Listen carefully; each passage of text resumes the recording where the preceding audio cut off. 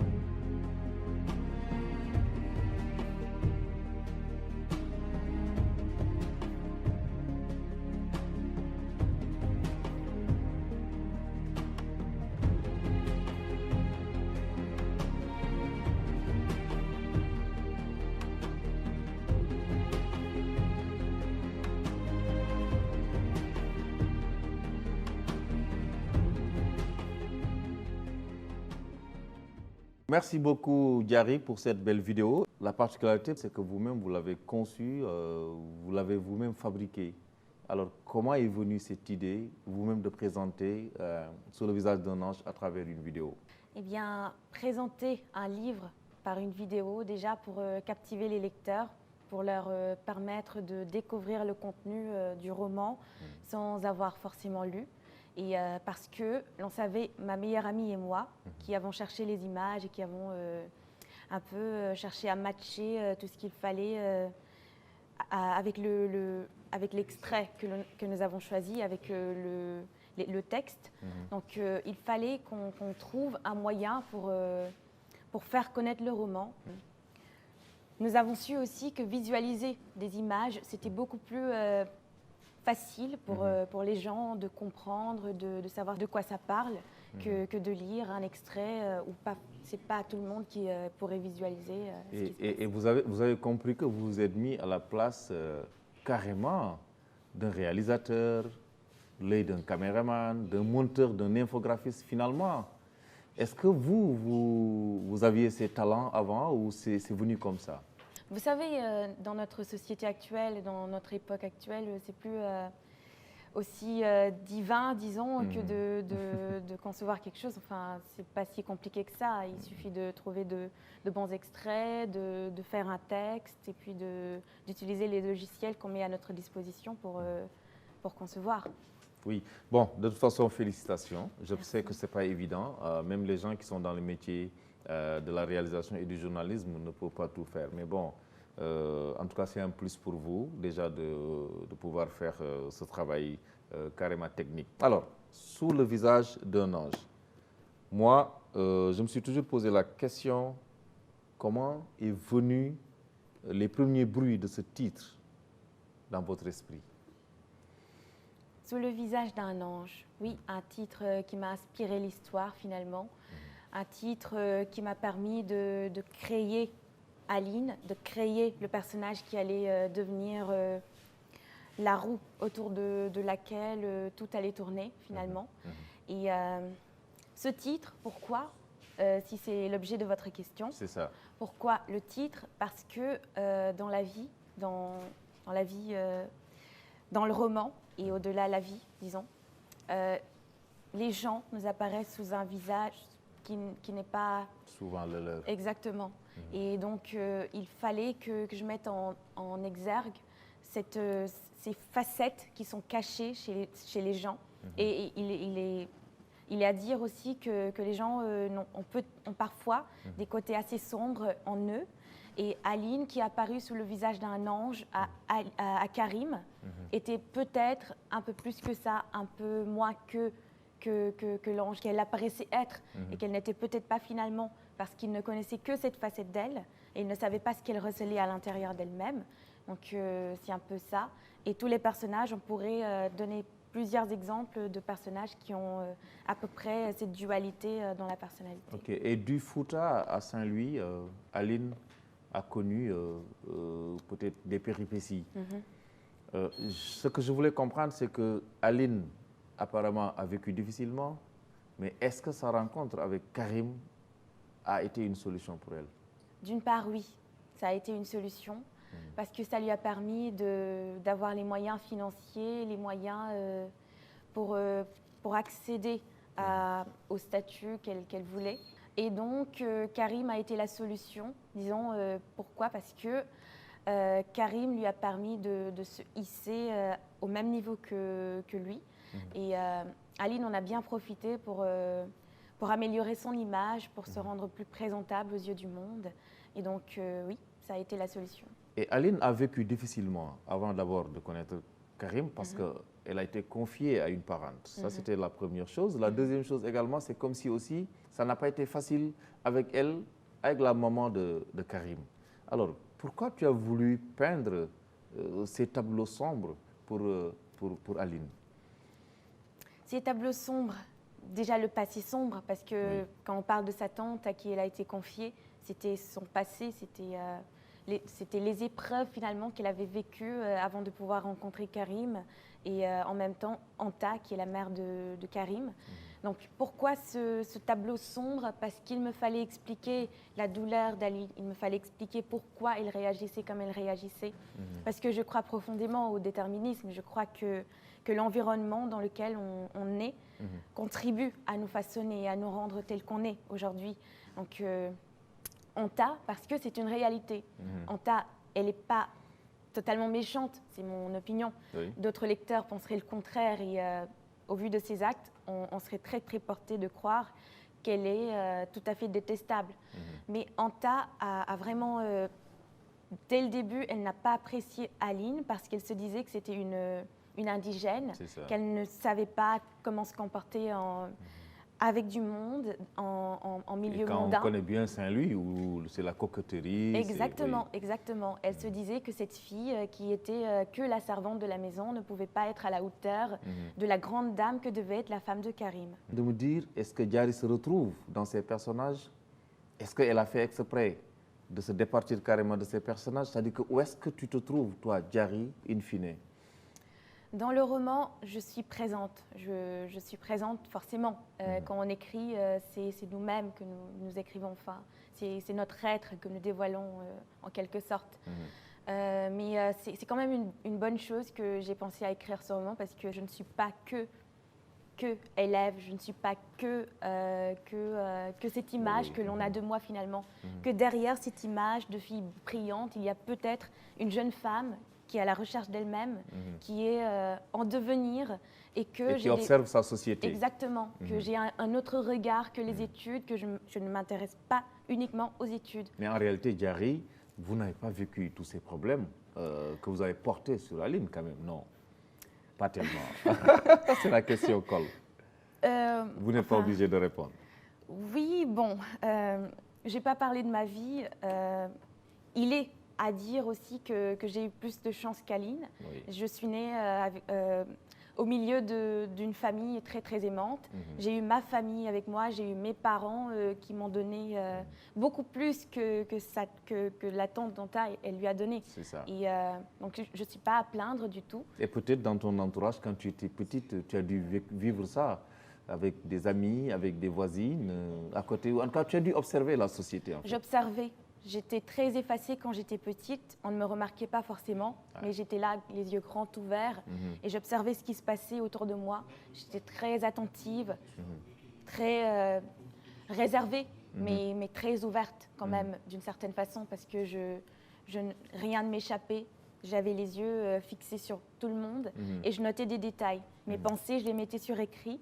Et c'est sans doute ce qui m'a permis de produire aussi jeune.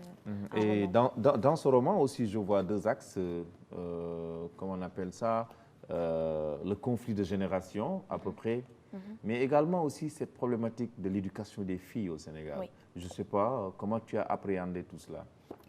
L'éducation des filles, j'en ai parlé à travers Aline, et j'en ai parlé à travers Abi aussi, un peu. Anta, pareillement. Donc, toutes les femmes du roman qui ne sont pas forcément très, très instruites. Aline a été l'exception. Elle a voulu être dans cette dynamique de s'instruire, d'être quelqu'un à travers les études. Et on ne lui a pas donné la chance. Anta, elle ne l'avait pas non plus. Abi, elle l'avait, mais elle ne l'a pas exploité. Elle s'est dit que son avenir, c'était d'être une femme au foyer, une femme dont le seul travail, ce serait de plaire au mari. Malheureusement, une mentalité qui persiste dans nos foyers. Et donc, l'éducation des filles, Aline, elle a porté cet étendard. Elle a crié au monde son désir de s'instruire.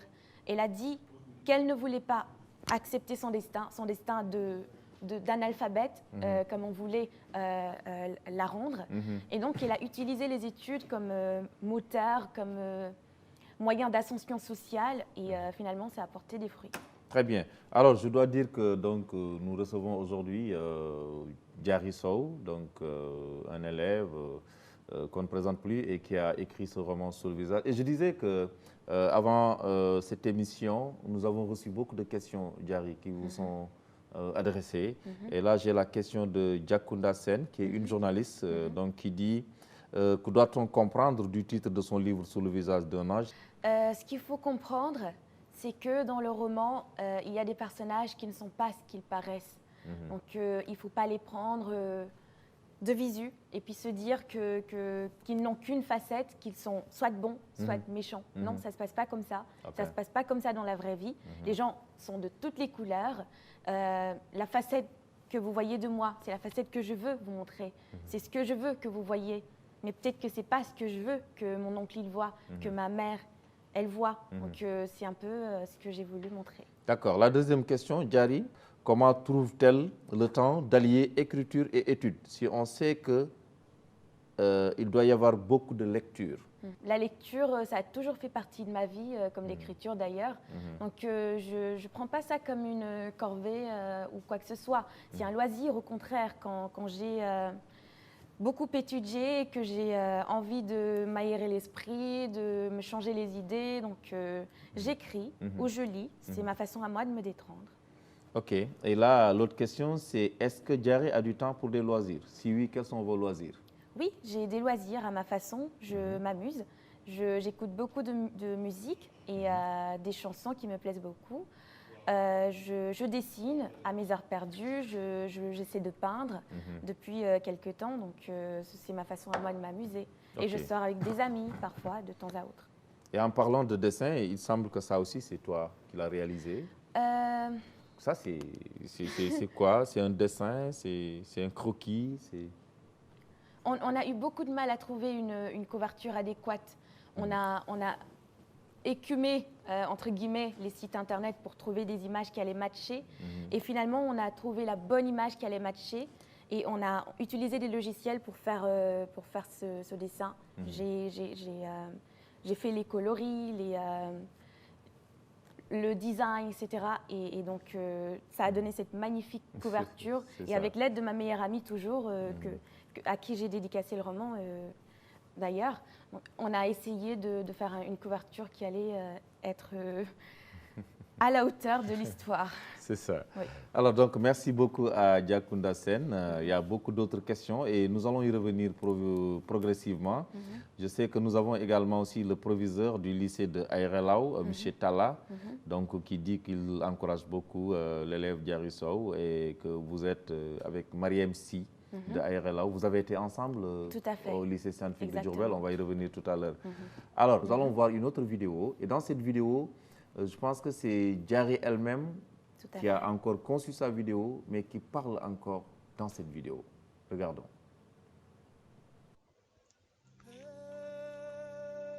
Je venais d'un pays comme celui-là. J'en retrouvais les odeurs, les teintes qui écrasaient la lumière. Je vivais dans cet endroit vide, sans frères, sans sœurs, sans parents. La maison était remplie de cousins, cousines, proches ou lointains, large progéniture de toutes celles qui se disaient mes tantes et de tous ceux qui se prétendaient mes oncles. Seule, j'étais tout juste tolérée, à peine tolérée. Je ne saurais dire à quel point leur monde me semblait mesquin et étranger, ce milieu que je devinais autour de moi et dans lequel je vivais, inconsciente de mon destin, loin de me douter qu'un jour, j'aurais à quitter ces lieux, convaincue de n'y jamais revenir.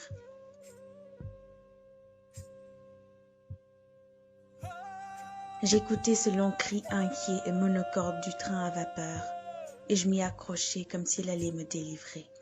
Il n'y a rien d'étonnant à ce qu'il soit devenu le symbole de mon exil.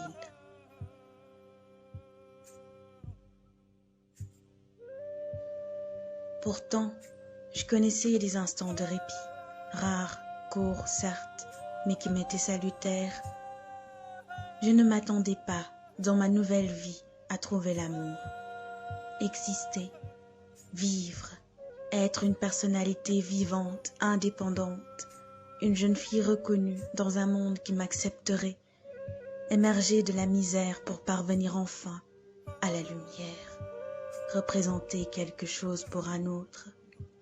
Oui, je te voyais m'observer, je lisais ton désir, tu me faisais l'effet d'un fauve, j'avais envie de te dompter. Il fallait chasser cette attirance que je sentais grandir, croître, sourdre dans mon corps pour se muer en souffrance, mais une souffrance délicieuse qui se propageait pour m'enflammer. Ma tête devait demeurer froide, mon cœur dur. Je ne te contais pas ma triste histoire. Elle est bien simple. C'est celle d'une fille qui ne veut plus, dans sa vie de femme, se rappeler qu'elle a été enfant. Voilà, donc je rappelle que vous suivez toujours votre magazine Carrefour de l'éducation. Carrefour qui reçoit aujourd'hui mademoiselle Diary Sow, qu'on ne présente plus, je l'ai dit tout à l'heure. Diary Sow qui est aussi pensionnaire du lycée Louis-le-Grand à Paris en France. Et je pense que c'est un lycée sur lequel on va revenir. Mais d'abord, Diary, il faudrait quand même que les Sénégalais sachent quel est le cursus scolaire que tu as eu à faire.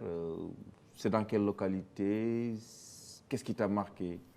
Alors, j'ai eu à expliquer un peu les écoles par lesquelles je suis passée.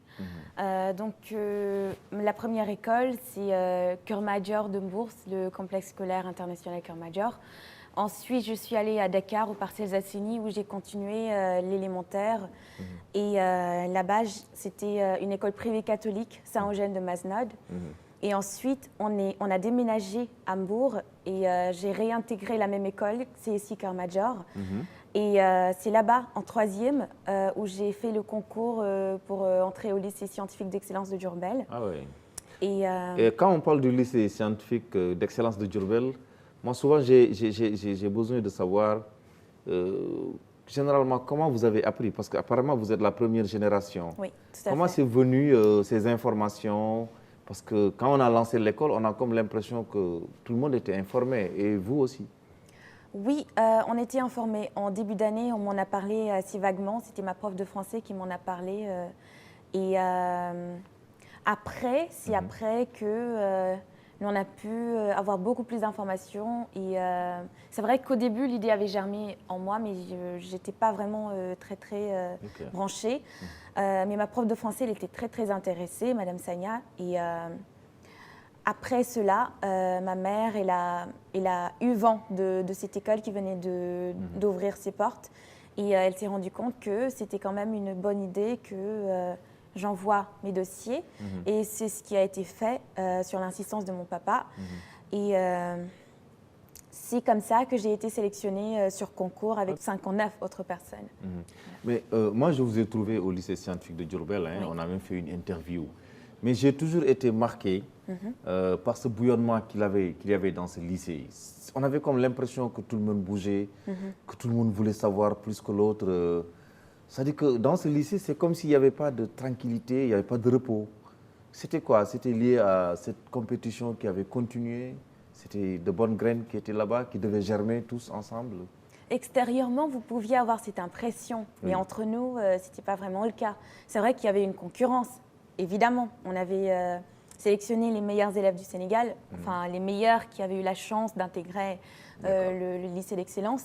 Et puisqu'on était entre nous des gens très intelligents, des gens qui avaient le même potentiel, qui avaient la même capacité d'être devant. Donc forcément, il fallait mettre les bouchées doubles pour être parmi les premiers. Et c'est peut-être ce qui a motivé cette concurrence qui s'est faite très sainement, d'ailleurs. C'est quelque chose à féliciter. Et Diary, tout le monde disait que quand tu étais au lycée scientifique de Diourbel, tu n'avais pas de vie. C'est comme si tu étais tout le temps avec tes cahiers, avec tes livres. Est-ce que c'est vrai? Moi, je l'avais un peu senti quand même à l'époque. Eh bien, c'était rare de te voir sourire même, hein? Non, je crois pas. En fait, les gens ont tendance à retenir l'image que l'on renvoie. Enfin, vous ne saviez pas ce qui se passait dans ma tête. C'est en grande partie quand j'étais au lycée d'excellence que j'ai produit mon livre. Donc non, je n'étais pas que dans les études. Je n'étais pas H24 branchée sur les études. Ce n'était pas le cas. J'avais des moments de loisirs, mais c'est vrai, ce que je considère comme des loisirs, c'est peut-être pas ce que tout le monde considérait comme des loisirs. Mais je m'aménageais dans mon temps libre des moments où j'étais détendue, des moments où je faisais ce qui me détendait. C'est ça. Ok, d'accord. Bon, ok, je te le concède. Hein.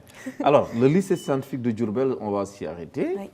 Le concept en tant que tel, aujourd'hui, quand tu prends du recul, quelle est la lecture que vous faites de cette initiative du président de la République? Une excellente initiative. Au-delà du fait que le lycée scientifique d'excellence m'a révélé que sans ce lycée, je n'aurais été finalement qu'une jeune fille brillante parmi d'autres, beaucoup plus brillante peut-être. Donc ce lycée qui a apporté beaucoup dans mon cursus avec les professeurs, le proviseur et les gens qui étaient derrière, qui étaient dans l'ombre et qui agissaient pour notre bien-être. Je veux citer par là le ministre Serine Becham, entre autres, et son équipe, qui ont contribué au bien-être de ce lycée. au bien-être des élèves qui étaient dans ce lycée, l'association de parents d'élèves qui tous, en se donnant les mains, enfin, en se serrant les coudes, ont fait de ce lycée aujourd'hui l'un des meilleurs du Sénégal, disons. Oui. Et, mais c'était pas facile au départ, hein. Il n'y avait pas d'eau. Non, mais... je ne sais pas comment vous avez... Parce que vous étiez des élèves qui forcément n'étaient pas venus du village. Les conditions, mais c'était terrible, c'est vrai, c'était terrible au début, c'est vrai, tout début est difficile.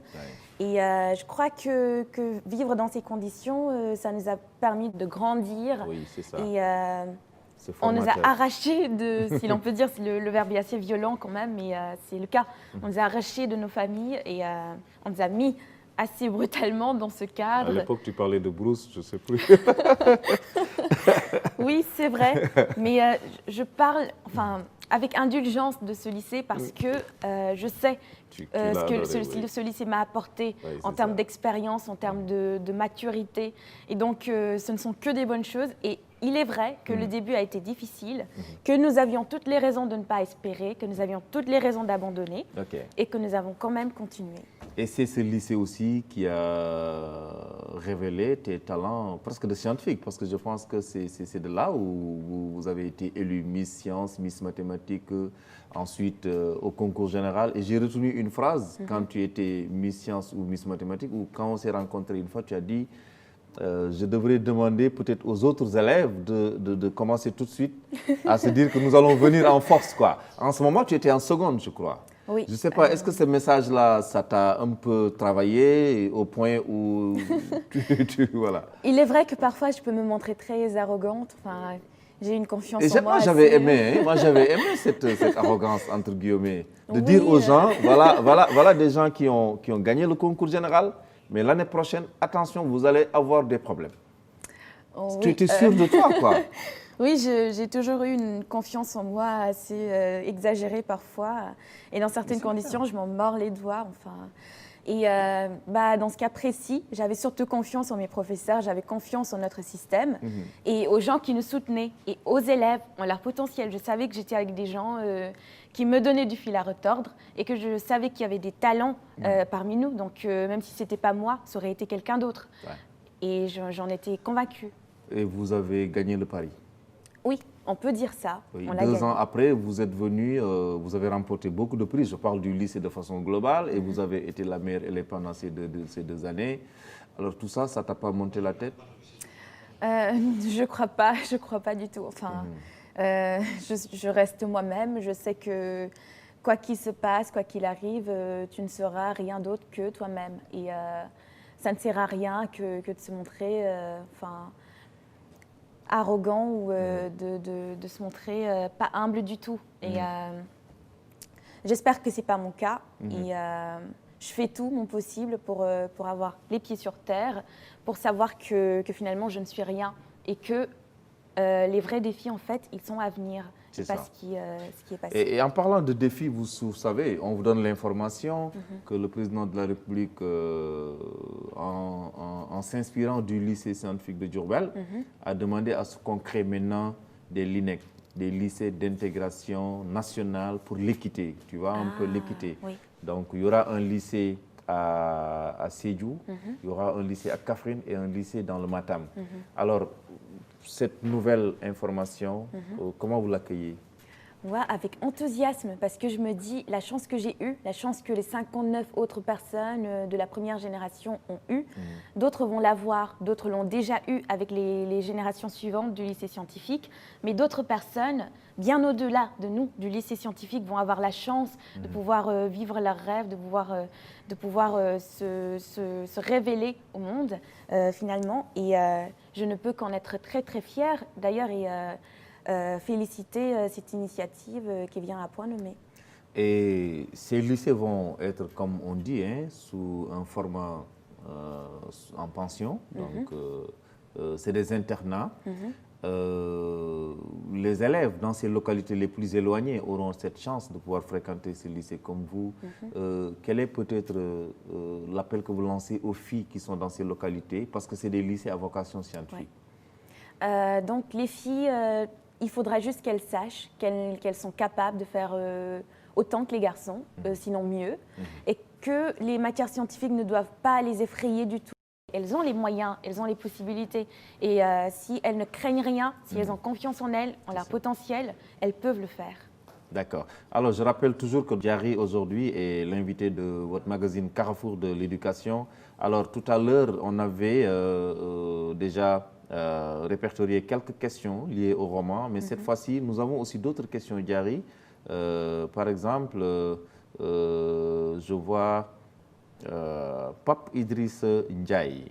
Pape Idriss qui dit Diary suit quel cursus académique universitaire? Je rappelle qu'après le bac, vous avez eu la chance d'aller en France. Oui. Alors, comment est compris ce voyage en dehors du Sénégal? Est-ce que vous vous étiez préparé? Est-ce que c'était déjà mûri? Est-ce que c'est par rapport à vos ambitions que vous avez décidé de partir? J'ai choisi la France parce que déjà, je me sentais beaucoup plus proche, disons, culturellement parlant, parce que la France et le Sénégal ont eu une histoire très longue en commun. Ouais. Et je me sentais plus à l'aise d'y aller et continuer le système francophone, disons.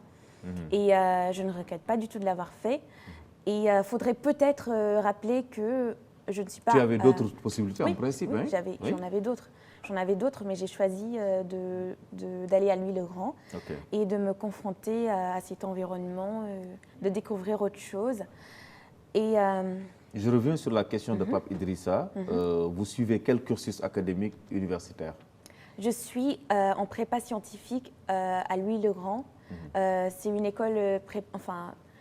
c'est un lycée en réalité. C'est un lycée en réalité, mais après la terminale, on choisit les meilleurs élèves qui ont la possibilité d'intégrer la prépa scientifique ou littéraire, ça dépend. Et parmi ces élèves, en fait, il y a plusieurs branches. Il y en a qui choisissent PCSI comme moi, il y en a qui choisissent MPSI, ça dépend de leur choix, de leurs ambitions du futur, de leurs projets aussi.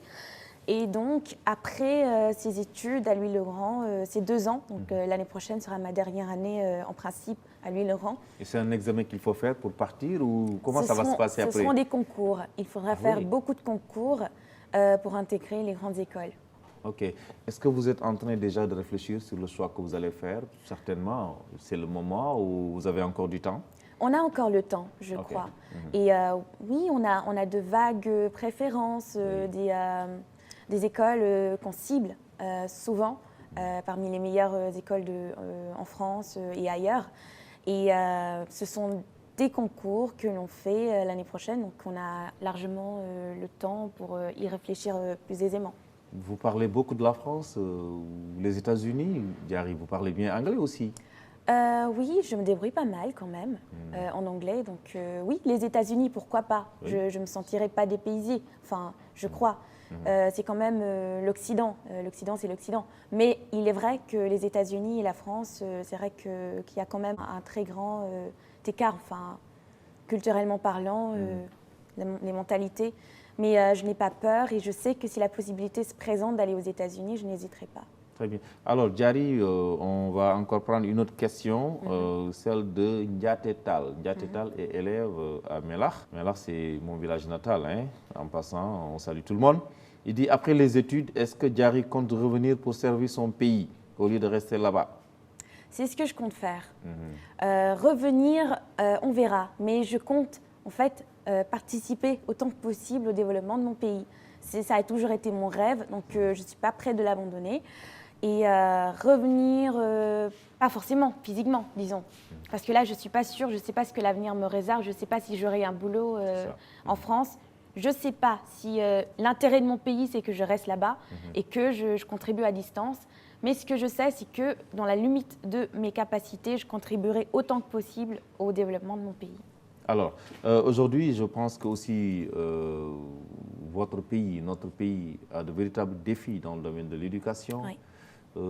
Pour toi, qu'est-ce qui devrait pouvoir rapidement nous permettre véritablement d'aller vers une école de la réussite?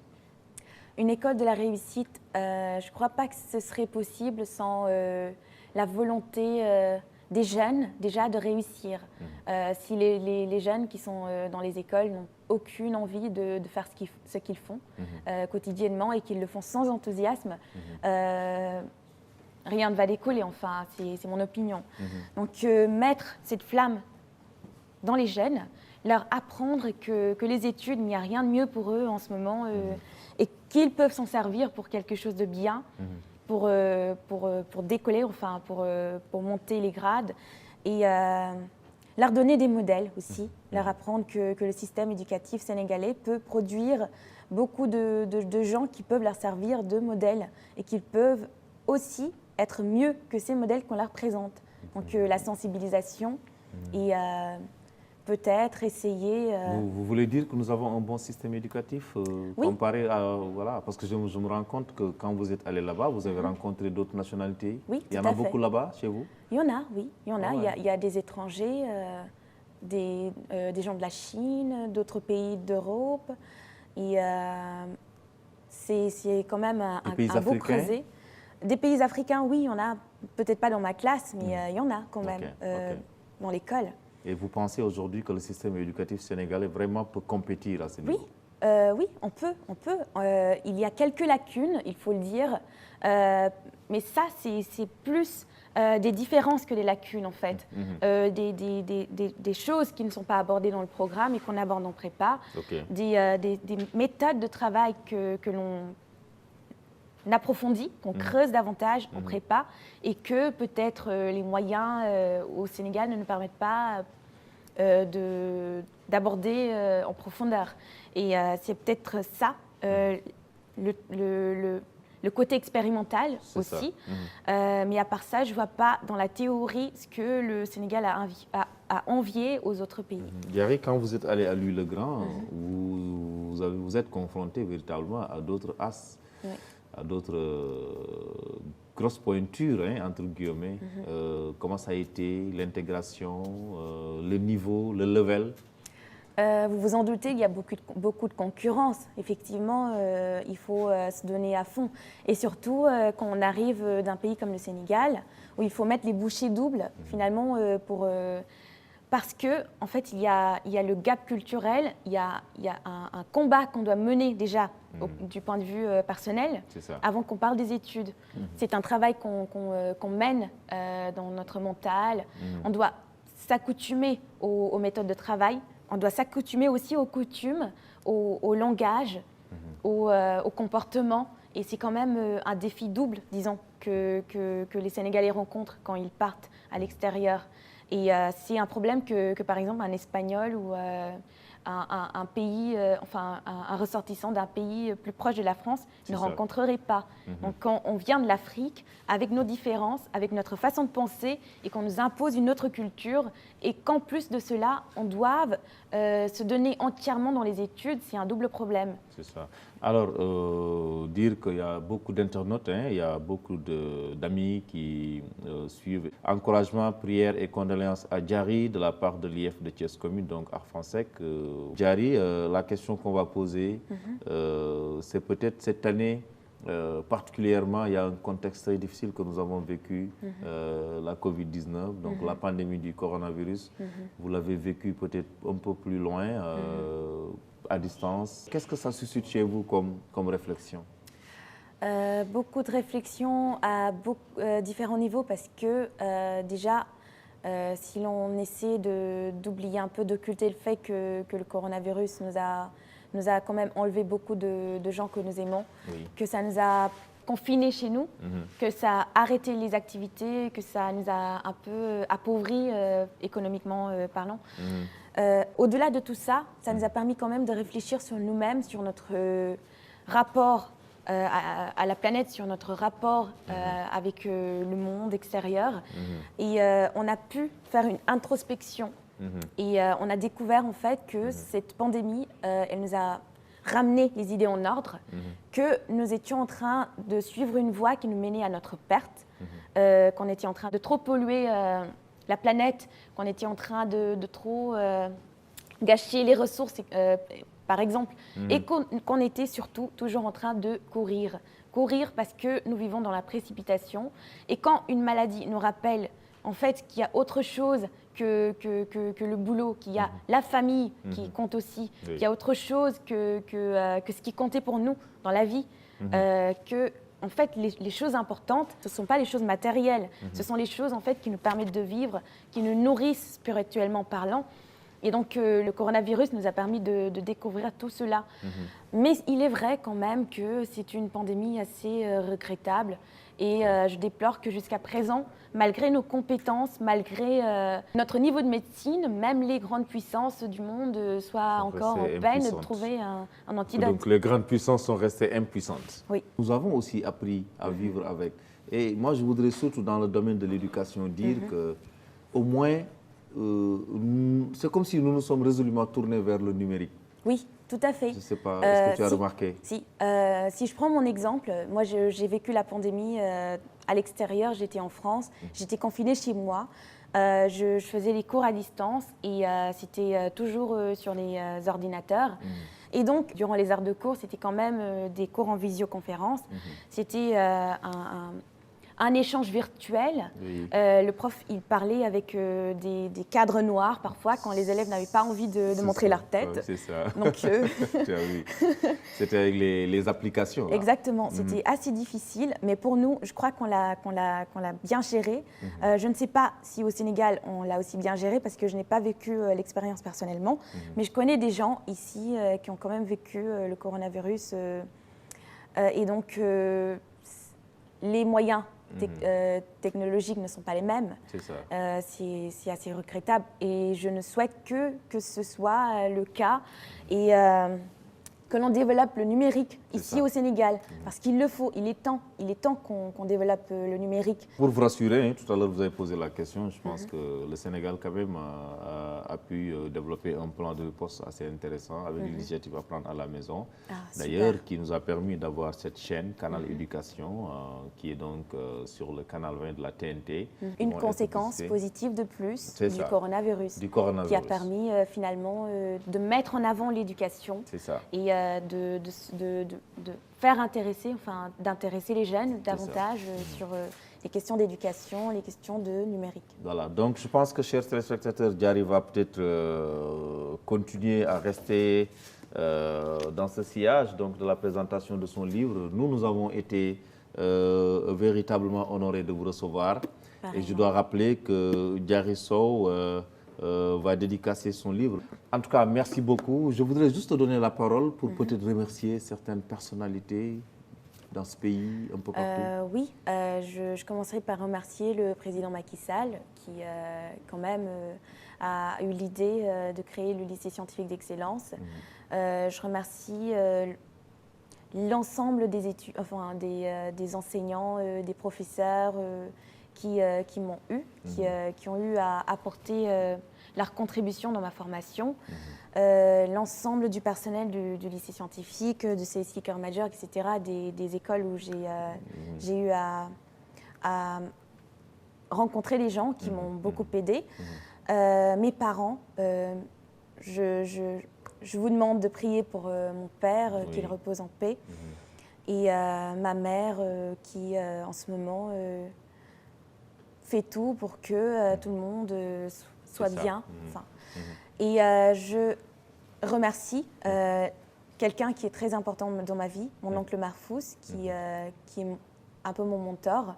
Et je terminerai par le ministre Serigne Mbaye Thiam, qui est beaucoup plus qu'un ministre pour moi. Enfin, c'est quelqu'un de ma famille maintenant. Je remercierai aussi le ministre Mamadou Talla, l'actuel ministre de l'Éducation nationale, qui m'a très, très aimablement reçue en présence du ministre Serigne Mbaye Thiam.